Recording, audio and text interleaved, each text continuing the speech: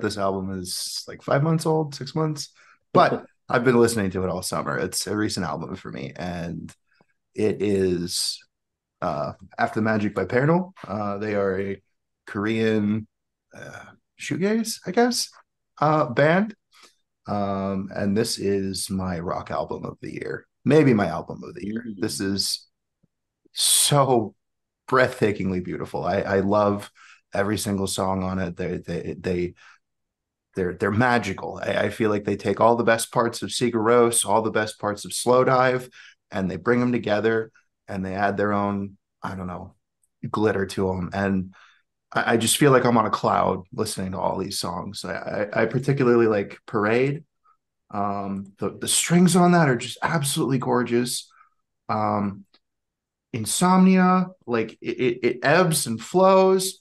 I feel like there's a lot of noise, a lot of big guitars, but there's a lot of times where they know when to take things back and just live in the quiet of just vocals or even complete silence, and then explode with another swell of guitars and synths, and the vocals are angelic. I have a lot to say about this album, if you could tell. Yeah. Um, I do hear a lot of Slow Dive on this album, and I will fight anybody who says that Souvlaki is not better than Loveless. Um, but yeah, I want to know what you guys think about this. Yeah, I thought it was awesome. I had no idea who these guys were.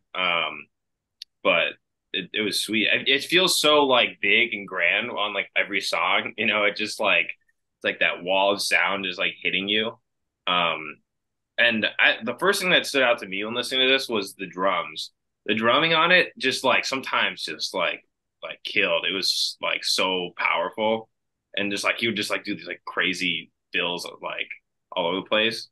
And I was like, hell yeah, this is awesome. But yeah, I thought I obviously didn't know what they were saying the whole time, but it was They speak some broken English, like I sleep to you. yeah, I think I heard a little bit in there. But yeah, just like yeah, the instrumentation, it just like it was like it just hits you, and it feels powerful the whole time. I think it felt kind of long for me. I felt like it could have been shortened down a little bit for me. I mean, it's like in 59 minutes, so pretty solid amount of time. But anyway, I thought it was cool. Yeah. Yeah, I liked it too. I liked it a lot more than I thought I would. I also am not familiar with this band too. But every song sounds like big and grand. Just very big feel to it. But yeah, not much to add. I think Um, you definitely got to sit down and listen to the whole you thing. do. Yeah, I feel like I listened to this and I didn't really sit down and listen to this one. I listened to this one like while I was working out. Um, but I still liked it. I still liked it in that environment, I guess. But I don't think it was the right environment to listen to this album. Uh, do agree. So I had not heard of this band before either. I was just, I don't know, probably on the toilet or whatever on TikTok. And Anthony Fantano was like top 10 albums of the year so far. And Mm. this was like top of the list. And I was like, shit, well, I got to listen to it, right? And I don't know, it blew me away. I haven't gone back and listened to the band's other albums. I think they only have one more. They have an EP. Oh no, they have a bunch of albums actually. Um, I don't know.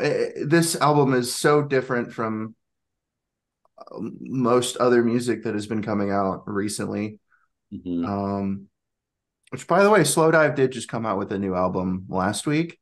Mm. I'm going to be talking about that, I think, next month.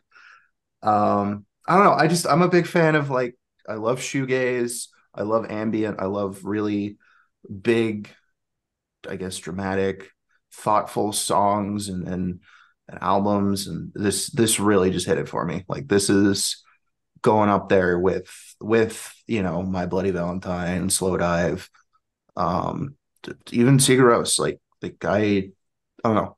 This is a 10. This is probably my favorite album of the year.